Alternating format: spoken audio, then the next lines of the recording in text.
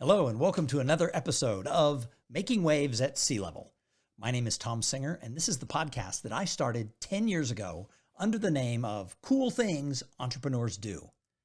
Over time, this show has taken on a couple of different iterations, but for me personally, it has been a great learning experience, and it has been, without question, one of the best networking tools I've ever had because of the relationships I've made with people who I've interviewed on this show, but also the connections I've made with people who listen to this podcast. So if you're a regular listener, thank you so much. Send me an email at tom@thomsinger.com and let me know that you listen, because I'd love to know who you are and why you choose to listen to this show. Today's topic is navigating change, leadership in times of transition. Now, this is being recorded on the 22nd of July, 2024. And if you want to talk about navigating change, I don't think there's been a time in my lifetime where I have witnessed more change going on, at least in our government, than is happening right now. A week ago, there was an assassination attempt on the Republican nominee, former President Trump. And yesterday, our current president, Joe Biden, decided that he was pulling out of the race. Now, nothing like this has happened since 1968. I was 2 years old when Lyndon Baines Johnson went before the country and said that he would neither seek nor accept the nomination of his party. And it's being repeated. Here we are today with unknowns. We are obviously facing a lot of change in the world of politics, which directly impacts those of us who live in the United States and around the world.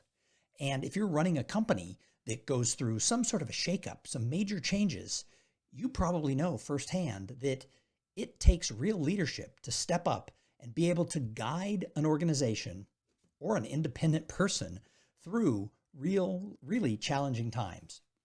So in my own world, I never really thought of myself as somebody who was a leader being able to navigate tough times. But in the last couple of years, I've had to go through a couple of reinventions.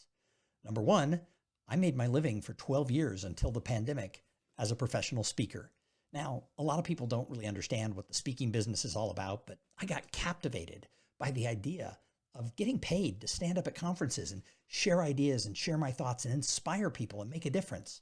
And I ended up speaking about 50 times a year for well over a decade for money. That was the way I supported my family. And it was a great lifestyle business. I didn't get rich, but that wasn't the motivation. I really enjoyed the job, and I thought that that's all I would do until I was probably close to 70 years old. And then the pandemic hit, and it shut down my entire business that I had done for 12 years. And I had become very self-absorbed, if you will, not in a bad way, but I self-identified as that business. A lot of people want to become professional speakers. Few people ever get to the point where they made their entire living that way for more than 10 years. And so when it went away, I went through some rough times, and I've shared it on this podcast before, and I'm not shy about it. I went through some mental health challenges dealing with the fact that my entire business went poof, kind of up in smoke, along with the pandemic. And coming out of the pandemic, I wasn't able to reboost the business as quickly as some of my peers. Now, I don't know if that was partially because of what was going on in my head, or if part of it was just because of where I was situated in the speaking and meetings business, but it took me close to 4 years before I started to see momentum going in that business. However, a couple of years ago, I made a commitment that I was going to reinvent that business. Now, it was a solopreneur business. I didn't have a team to lead, but I had to lead in the business that I worked in. I speak a lot for associations and law firms and companies, and I had to show my leadership skills to the people who wanted to hire me. And so I went through some things that I'll share in a minute that helped me turn that business around and got it back on track. The second thing I did is, because my career had gone away, I took a job running an association, and the association had some issues, and I was hired to reinvent the association and re-envision it. And I have had to, for the last 2 years, help get that association pointed in the right direction to be able to serve the community that we serve. Now, both of those two things, my speaking business and my job in association management, they're still both works in progress. But I'm really proud of where we've gotten in the last couple of years. And as I look at what's going on right now, and we'll just take the Democratic Party as the example, Joe Biden steps down. They're currently trying to figure out who will be the nominee. Their convention is less than a month away, or about a month away. There's a lot of things going on that are going to really impact everybody in the next 4 weeks. This is history that's being made. Now, nobody's calling me to consult, and I am pretty sure, in fact, I am 100% sure that Kamala Harris is not going to listen to this podcast. However, if I was giving advice to Kamala Harris as she steps into this role, because as of today, it appears that she will be the eventual nominee of the Democratic Party. And I don't want to get political. If you don't like her, there's things not to like about the other side, et cetera, et cetera. But I want to talk about if she wants to navigate change, if she wants to lead in this time of transition, and I can think of nothing that is more relevant than leading the Democratic Party right now through this time of transition, I have a couple of suggestions for her. Now, as I said, you and I both know that Kamala Harris, nor her team, nor anyone in power in the Democratic Party is going to listen to Thom Singer's little podcast. So this message isn't for them. In reality, this message is for you, the listener of this podcast, the person who wants to make waves at C-level in their job, or maybe you're not in a leadership role yet, but you want to grow into that leadership role. And you know that when you get there, there's going to be some times that you're going to have to step up. I believe that in certain situations, leaders have to rise to the occasion. So we'll use Kamala Harris as the example. However, this is really about you navigating your company, yourself, your family through times of crisis and ways you can make sure that you're having that impact. But we'll use the vice president and the predicted nominee of the Democratic Party as the example. So number one, if you're going through a transition in turbulent times, you need to be transparent about everything that's going on. You can't put up a silk screen. You can't lie about what the truth is. You're going to have to embrace that along the way, some mistakes were made. And some of them were made by you, the leader. Some of them were made by the people around you. We get into trouble when leaders go out and pretend that everything is perfect or things are better than they are. I mean, you've all probably worked with somebody or been in an organization where there was a person who was a bullshitter, who basically went out and talked about how great they were, even though they were dropping the ball all the time. These people never would admit to their own personal mistakes, although they might throw other people under the bus every chance they get. But that's not leadership. That's being a bullshitter. So if you want to be a leader, you've got to be transparent, which means in the case of what's going on right now, the Democratic Party is going to have to admit to some mistakes they made along the way, because I don't think anyone, even those of us who supported Joe Biden, I don't think any of us believe that his mental acuity is what it was 4 years ago. So if it's been there, my suggestion would own it a little bit. Be transparent. Don't try to make everything politics. I believe that being transparent and honest about where mistakes were made and then looking to how you're going to solve those problems and what you're going to do in the future, that's what people want in a leader. We can't follow somebody who's not honest about who they are and what got them to the situation that they're in. So transparency is super important. Number two is you have to create a vision for what that future looks like. If you're going to be the leader, that means you have to lead. Leaders have to step up and they have to have that view of where we want to go next. People, at least the people I know, don't blindly like to follow somebody. That's more of a cult if you blindly follow somebody. But when someone has a vision and they tell you what they're doing and where they're working towards, people will get in line and they'll support that cause. In the business world, for my business, I saw it in this association that I worked for.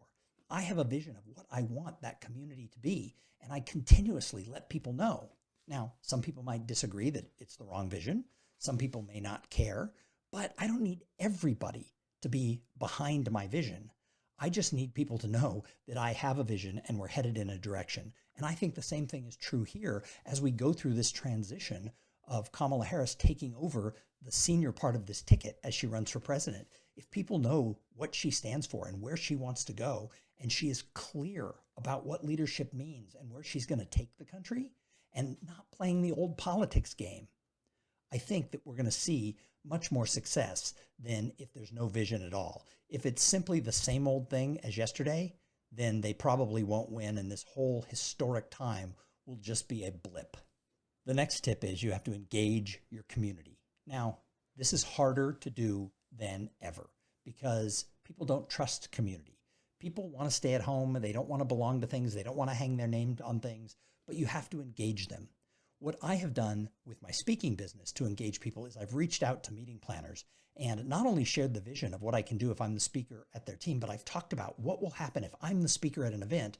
We'll engage your whole community. And what that means is, because I speak about human connection and getting people to engage, we'll talk about what will happen at that conference. While we're present at the event, we'll get people to engage with each other. Because when people are engaged with each other and they're having conversations and they feel that there's community, that's when the magic really starts to happen. So you have to be engaging in the way you talk to your people if you're going to be a leader. The fourth tip is you have to show empathy and understanding of the people who are affected by the change that's going on. Let's face it, a lot of people are being affected by these changes that are going on in politics right now. And if people don't understand, if they're not understood, you're going to have a hard time getting them to follow. So sometimes you have to sit back and let people know that you see them, you hear them, you understand. George W. Bush did this after 9/11. My personal belief is the first few months of his presidency were kind of uneventful and he looked kind of small. The day of 9/11, he didn't look all that strong. But a couple of days afterwards, when he stood up on that pile of rubble in New York City and the person screamed, "We can't hear you," he answered, "But I can hear you." He let the American people and those people who were working right there at ground zero, he let them know that he understood what they were going for. And that's why people followed. And that's what a leader has to do. They have to have that empathy so that people know they understand how the current change and the current problems are really affecting them. This is one of the problems where politicians always get into trouble and leaders and companies get into trouble. And I've seen it in just discussions with friends of mine. When we talk about things around the economy, people are really quick to say, well, inflation's down. But the people who don't have a lot of money in the bank, inflation went up and the prices didn't go back to where they were 2 years ago. Their month-to-month money that's left over is much less. And if the politician doesn't understand that people are struggling, they're not going to be able to follow. So you have to have that empathy and understanding of what people are going through. The fifth tip is you have to lead by example. And in the case of my own career, I had to step up and say, I am going to lead, which means if I'm going to talk about people needing to be involved in the community and that people need to be not just involved with the organization I run, but with the greater community, then I need to show up at networking events. Does it mean I love going to every single networking event that I go to? No. But if I'm encouraging people to come to the events that my organization throws, I had darn well put my money and my time where my mouth is and show up at their events. So if you're going to be a leader, you have to lead by example. The next tip is that you have to celebrate success. So along the way, you're not going to have all successes. But when you have a little win, make sure you celebrate with the people around you because it is so important for people to feel we're making progress. My recommendation to Kamala Harris is as she appoints a vice president, as they have debates, as they do things, celebrate the wins, not just that she as an individual makes, but that her whole community, that the whole party is having along the way. If people feel that they're making progress, they're going to want to follow more. So we've got to stop being negative all the time within our politics. And we have to look for where the wins are and what the positives are. And then we have to celebrate those with people. If they just run the same old way and they just celebrate when they can put down their opponent, they're going to lose. And the same thing is true in your company. If all you do is look at the problems, if all you do is look at the competition and put down the competition and things like that, no one's going to want to follow. So you've got to celebrate the wins that your community is having and make those very important. And then the last tip is you've got to monitor all this and adjust along the way. I actually think that is something that the Democratic Party did very well in the last 3 weeks. Took them a little longer than I would have recommended, but I think if you really look at what the Democratic Party has done, as historic and unprecedented as switching the top of the ticket at this point, it really showed what leadership is about. They monitored the situation and they're making adjustments to be able to move forward. I don't think that the other party necessarily has done that. I think they fell in line. And I don't want to get political on this, but I do think when we look deeply from a historical standpoint, I think the fact that they were able to make adjustments and pivot, win or lose, is going to bode well for the Democrats over the long run. So that's what you have to do in your company. Make adjustments along the way. I'm doing it all the time with the association that I work for. We have events. I look at what worked. I look at what didn't work. And for the next time, I tweak it just a little bit. I'm always adjusting. I'm always monitoring, and I'm always thinking. In my speaking career, I'm doing the same thing. I'm looking at where did I have the most success over the past 15 years as a speaker, and are things different now? The way I got booked and the reasons I got booked 10 years ago are not the same reasons that I'm getting asked to keynote events today. So I need to adjust my marketing. I need to be constantly monitoring what's working and what's not working. And if I don't do that, my business would still be flatlining along the way. So I hope that this little episode inspired you to think, and I hope you weren't marred by the political examples that were used. I hope that you actually are thinking about how do we lead through transition? Because when you're in that state of transition and you can be transparent, you can have a vision, you can engage your community, you can show empathy and understanding, you can lead by example, and you can monitor what's going on, and you can celebrate what happened along the way, and you can monitor and adjust. Your company's going to be just fine when you go through these hard times. All right, thanks for tuning in and listening to Making Waves at Sea Level. Please, please, please tell all your friends. I'm trying to regrow this show, right? I'm adjusting and monitoring what I'm doing, and I'm trying to make sure that we're providing value and maybe making you think a little bit along the way. I appreciate you for being part of the Making Waves at Sea Level family. Have a great day.